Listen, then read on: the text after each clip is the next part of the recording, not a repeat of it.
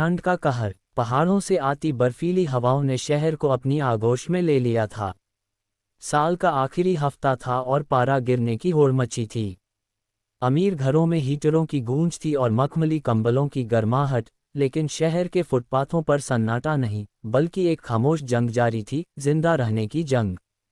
माधव एक दिहाड़ी मजदूर था जो अपनी पत्नी सुमित्रा और 5 साल के बेटे गोलू के साथ रेलवे स्टेशन के पास एक पुरानी दीवार के सहारे तिरपाल डालकर रहता था। उसके पास धन के नाम पर केवल कुछ फटे हुए बोरे और एक पुरानी फटी हुई रजाई थी जिसमें रुई कम और गांठें ज्यादा थीं। एक रात ठंड ने अपना असली कहर बरपाया। कोहरा इतना घना था कि 2 हाथ दूर का आदमी भी दिखाई नहीं दे रहा था। हवाएं सुई की तरह शरीर में चुभ रही थीं। तारांकन संघर्ष का दृश्य। माधव ने पास के कूड़ेदान से कुछ प्लास्टिक और सूखे पत्ते इकट्ठा किए ताकि आग जलाई जा सके, लेकिन उसकी वजह से वे पत्ते भी नम थे।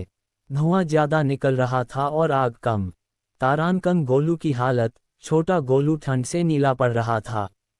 सुमित्रा ने उसे अपनी फटी साड़ी के पल्लू में लपेट रखा था, लेकिन वह ठंड को रोकने में नाकाम थी। आधी रात को एक लग्जरी गाड़ी वहां रुकी।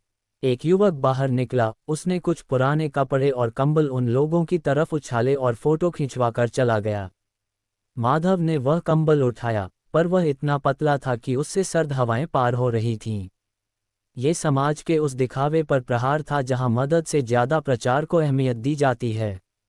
रात के 2 बजे अचानक बारिश होने लगी। शीतलहर, अब कहर, बन चुकी थी।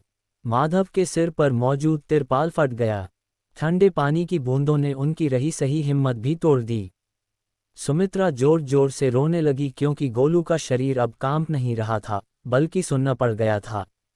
माधव पागलों की तरह स्टेशन की ओर भागा ताकि वहां के वेटिंग रूम में शरण ले सके, लेकिन वहां मौजूद गार्ड ने उन्हें गंदे और भिखारी कहकर बाहर धकेल दिया। अगली सुबह सूरज तो निकला, लेकिन उसकी किरणों में वह तपिश नहीं थी जो उस रात की ठंड को भुला सके। शहर के अखबारों में एक छोटी सी हेडलाइन थी, ठंड के कहर से 3 और बेघरों की मौत।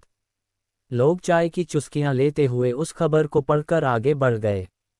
माधव आज भी वही खड़ा था, पर अब उसके पास खोने के लिए कुछ नहीं बचा था।